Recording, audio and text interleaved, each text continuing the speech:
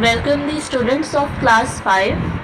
Today we are dealing with the unit number 2, which is the animal world.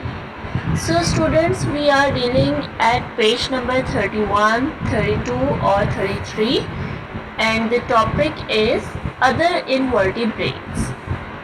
Okay, so let's start the lesson, and inshallah at the end of this lesson guys you will be able to understand about the few types of invertebrates. जैसा कि हम लोगों ने previous lesson में जो है वो arthropods के बारे में पढ़ा था, विच इज़ एन इनवर्टिब्रेट्स. ठीक है. सो सिमिलरली आज के टॉपिक में जो है वो हम मज़ीद आगे फ्यू इनवर्टिब्रेट्स के बारे में पढ़ेंगे कि वो कैसे होते हैं और वो कहाँ पर एग्जिस्ट करते हैं. ठीक है. तो ये सब कुछ हम आज के टॉपिक में पढ़ेंगे. So let's start the lesson. Okay, now other invertebrates में हमारे पास सबसे पहले जो आता है वो आता है मोलस्क्स. सो मोलस्क जो है वो आर्थ्रोपॉड्स के बाद सबसे ज़्यादा पाए जाने वाले इनवर्टिब्रेट्स हैं. ठीक है. सेकेंड नंबर पर जो है वो हमारे पास मोलस्क्स आते हैं. ये मोलस्क जो हैं वो ज़्यादातर एक्वेटिक एनिमल्स होते हैं. ठीक है. और इनकी बॉडी के ऊपर जो है वो एक्सटर्नल शेल मौजूद होता है. ठीक है. मोस्टली शेल मौजूद होता है. इनमें से some of them are live in land, otherwise ज़्यादातर जो है ये वाटर के अंदर जो है वो एग्जिस्ट करते हैं. ठीक है. इसमें हमारे पास oysters, snails, octopuses and clams आते हैं. ठीक है. ये सब जो है वो मोलस्क्स की एग्जाम्पल्स हैं. ओके, नेक्स्ट जो है वो हमारे पास आते हैं स्पंजेस. ठीक है. ये जो है बहुत ही सिंपलेस्ट फॉर्म ऑफ एनिमल्स होते हैं स्पंजेस जो है. इनके अंदर कोई भी नर्वस सिस्टम या कोई भी मसल्स, हार्ट, ब्रेन कुछ मौजूद नहीं होता. ठीक है. अब इनमें मसल्स मौजूद नहीं होते हैं, so that's why they can not move from place to place. ठीक है. ये प्लांट्स की तरह जो है एक ही जगह पर ग्रो करते हैं. इसके अलावा ये जो है वो समंदर की तह में ज़्यादातर जो है वो पाए जाते हैं. ठीक है. क्योंकि समंदर का पानी जो होता है वो बहुत ज़्यादा सॉल्टी होता है, so they can grow in a salty water. अगर तो हम इनको जो है फ्रेश वाटर के अंदर रखेंगे सो ये बहुत जल्दी जो है वो मर जाएंगे. ठीक है.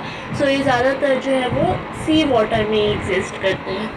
अब बच्चों, as I told you that they can not move. So सवाल ये पैदा होता है कि ये लोग फिर ज़िंदा कैसे रहते हैं, ये एनिमल्स, और सरवाइव कैसे करते हैं. ठीक है. सो इनकी बॉडी के ऊपर जो है, स्पंजेस की बॉडी पर जो है वो टाइनी होल्स मौजूद होते हैं. ठीक है. As I told you that they live in water.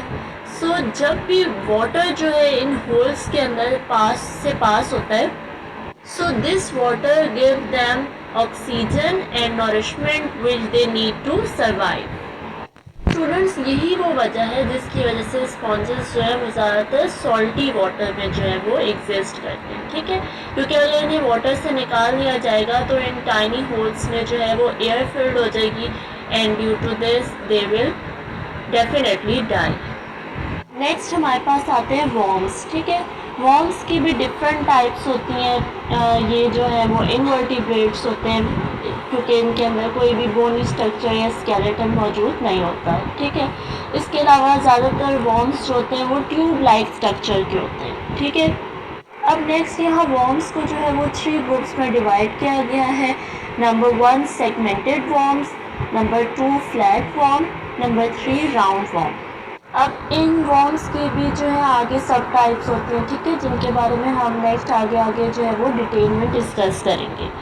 Next हमारे पास आता है इखाइनोडर्म्स.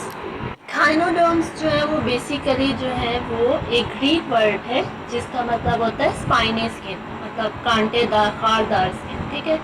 सो जो इखाइनोडर्म्स होते हैं इनकी स्किन ज़्यादातर जो होती है वो इसी तरह होती है, स्पाइनी स्किन होती है. ठीक है. इसके अलावा मोस्टली ये जो है वाटर के अंदर रहते हैं. इखाइनोडर्म्स की भी डिफरेंट टाइप्स होती हैं. ठीक है. फॉर एग्जांपल यहाँ पर आप लोगों को स्टार फिश और सी अर्चिन दिखाई गई है. ठीक है. ये दोनों जो है वो इखाइनोडर्म्स की टाइप्स हैं. नेक्स्ट हमारे पास आता है नाइडेरियंस. नाइडेरियंस भी इनवर्टिब्रेट्स हैं. ठीक है. ये भी ज़्यादातर वाटर में एग्जिस्ट करते हैं, बट इनके लिए जो है वो कंपल्शन नहीं है. ये फ्रेश वाटर में भी रह सकते हैं और मेरीन वाटर में भी ये लोग एग्जिस्ट कर सकते हैं, ठीक है। इसके अलावा इनका जो है बैक लाइक स्ट्रक्चर होता है, ठीक है, and which has the tentacles coming around of it, ठीक है। इसमें हमारे पास जो है वो जेलीफिश, कोरल, सी एनॉम, हाइड्रा, ये सब जो है वो नाइडेरियंस की एग्जांपल्स में आते हैं, ठीक है। ओके स्टूडेंट्स, सो ये तो थी हमारे पास इनवर्टिब्रेट्स की डिफरेंट टाइप्स, ठीक है। नेक्स्ट जो है यहाँ पर कुछ अमेजिंग साइंटिफिक फैक्ट्स दिए गए हैं, so read out. The most deadly jellyfish is the box jellyfish. Each of its tentacles has about 500,000 poisonous needle like spines. मतलब दुनिया की सबसे ज़्यादा ख़तरनाक जेलीफिश जो है उसका नाम है बॉक्स जेलीफिश, ठीक है, क्योंकि इसके जो टेंटिकल्स होते हैं माउथ के अराउंड, जो इसके टेंटिकल्स होते हैं उसमें अबाउट 500,000 के बराबर जो है वो पॉइजन मौजूद होता है, ठीक है। नीडल लाइक स्पाइस होती है, मतलब कांटेदार सी ना नीडल होती हैं, तो उनके अंदर जो है अबाउट 500,000 जो है वो पॉइजन मौजूद होता है। और ये टेंटिकल्स इतने ज़्यादा ख़तरनाक होते हैं कि ये जिस चीज़ को भी टच करते हैं तो फ़ौरन उसके अंदर जो है इसका जहर जो है वो पहुंच जाता है। ओके, नेक्स्ट यहाँ पर आपको जो है वो होम टास्क के लिए कुछ क्वेश्चंस दिए गए हैं, ठीक है। ये आपकी रिव्यू एक्सरसाइज से दिए गए हैं और आपने इनको अपनी नीट कॉपीज़ के ऊपर राइट डाउन करना है and also learn them. So question number 1 is Why do scientists put organisms into different classes? कि साइंटिस्ट ने जो है ऑर्गेनिजम्स को डिफरेंट क्लासेस में जो है वो डिवाइड क्यों किया था? The answer is the scientists put organisms into different classes to make it easier to talk about them and to study about them. मतलब साइंटिस्ट ने ऑर्गेनिजम्स को इसलिए क्लासेस में डिवाइड किया ताकि इजीली हर ग्रुप के बारे में, हर ऑर्गेनिज्म के बारे में जो है वो स्टडी किए जा सके, उनके बारे में बात की जा सके। Question number 2, what is another word for animals? Number A with a spine, number 2 without a spine. मतलब उन एनिमल्स के बारे में बताना है जिनके अंदर स्पाइन मतलब स्पाइनल कॉर्ड होती है और जिनके अंदर स्पाइनल कॉर्ड नहीं होती है, उनको क्या कहते हैं इन एनिमल्स को? Animals with spine, backbone or spinal cord is called vertebrate, और animals without spine, backbone or vertebrate are called invertebrates. Means वो एनिमल्स जिनके अंदर बैकबोन और स्पाइनल कॉर्ड मौजूद होती है उनको हम वर्टिब्रेट्स बोलते हैं, जबकि जिनके अंदर ये दोनों चीज़ें नहीं मौजूद होती हैं उनको हम लोग इनवर्टिब्रेट्स बोलते हैं।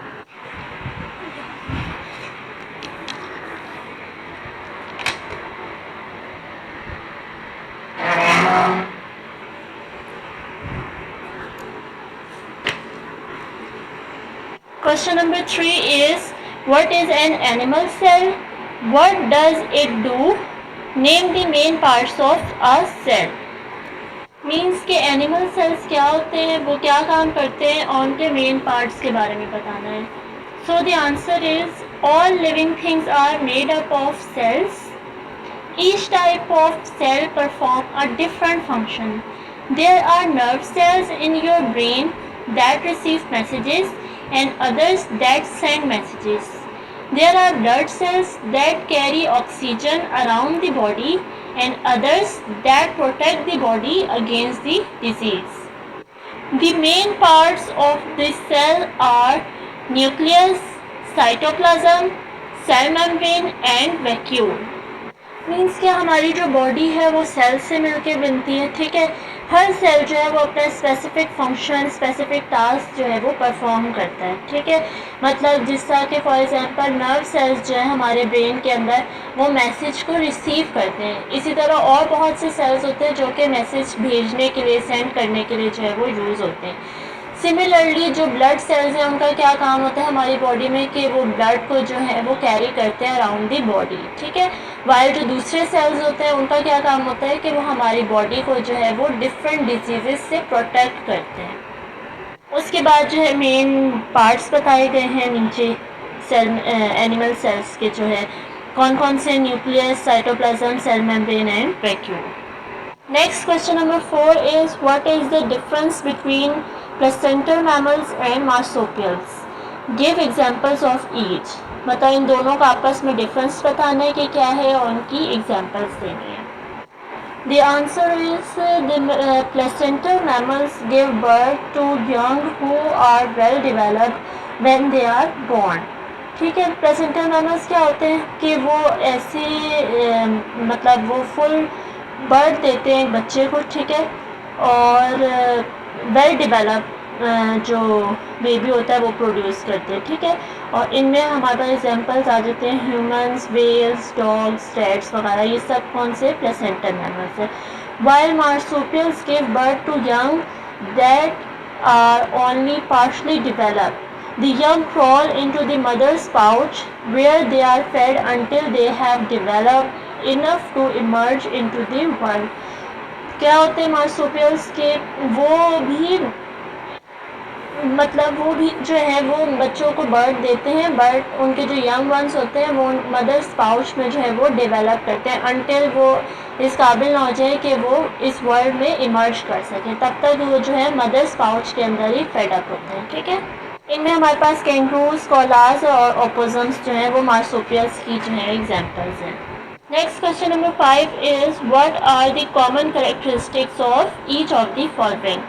Birds, fish, amphibians, arthropods, reptiles. इसमें आप लोगों ने जो है इनकी कॉमन कैरेक्टरिस्टिक्स बतानी है हर किसी की. ठीक है. इनकी कैरेक्टरिस्टिक्स के बारे में मैं आपको पहले लेक्चर्स में जो है वो बता चुकी हूँ. ठीक है, ब्रीफली. तो आप लोगों ने जो है यहाँ पेज नंबर गिवन है. ठीक है. इनको देखकर जो है उस पेज नंबर से आप लोगों ने इनकी कैरेक्टरिस्टिक्स राइट डाउन कर लें. ठीक है. Next question number 6 is what class of animals can be traced back to the dinosaurs? Means कि डायनासोर्स को जो है वो एनिमल्स की कौन सी क्लास में रखा गया है. So the answer is dinosaurs were reptiles and they were the dominant vertebrate for more than 100 million years. मतलब डायनासोर्स जो है वो रेप्टाइल्स थे. ठीक है. और ये 100 मिलियन ईयर्स या उससे भी ज़्यादा पुराने जो है वो वर्टिब्रेट्स में आते हैं. ठीक है. Next last question is draw a type of molluscs, a type of sponge and a type of worm. मतलब आपने इनमें से इनकी डायग्राम्स जो है वो ड्रॉ करनी है इन तीनों की. ठीक है. अपनी कॉपी के ऊपर आपके बुक के पेज नंबर 31 और 32 पर इसकी डायग्राम्स मौजूद हैं. वहाँ से देखकर आप लोगों ने जो है इसकी डायग्राम्स जो है वो ड्रॉ करनी है अपनी कॉपी के ऊपर. सो स्टूडेंट्स, ये तो था हमारा आज का lecture. I hope you will understand the lesson. अस्सलाम वालेकुम व रहमतुल्लाहि व बरकातुहू.